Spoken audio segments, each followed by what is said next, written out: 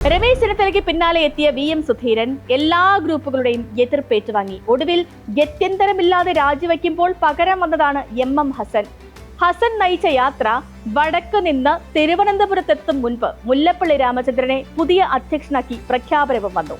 2018 രാഹുൽ ഗാന്ധിയെ അധ്യക്ഷനായി തിരഞ്ഞെടുത്ത AICC തിരഞ്ഞെടുപ്പ് കമ്മീഷണറായിരുന്ന മുല്ലപ്പള്ളിക്ക് ഉപകാരസ്മരണയാൽ കിട്ടിയതാണ് അധ്യക്ഷ സ്ഥാനമെന്ന് അന്നേ വിമർശനവും ഉയർന്നതാണ്.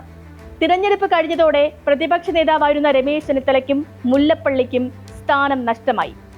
കേരളത്തിൽ ആദ്യമായി ഇടതുമുന്നണിക്ക് ഭരണ തുടർച്ചയുണ്ടായപ്പോൾ സ്വാഭാവികമായി സ്ഥാനം നഷ്ടപ്പെട്ടതായിരുന്നു ഇരുവർക്കും. രമേശ് ചെന്നിത്തല അധ്യക്ഷ സ്ഥാനത്തു നിന്നും 2014 മാറിയപ്പോൾ മുതൽ നീക്കം നടത്തുന്നതാണ് K സുധാകരൻ.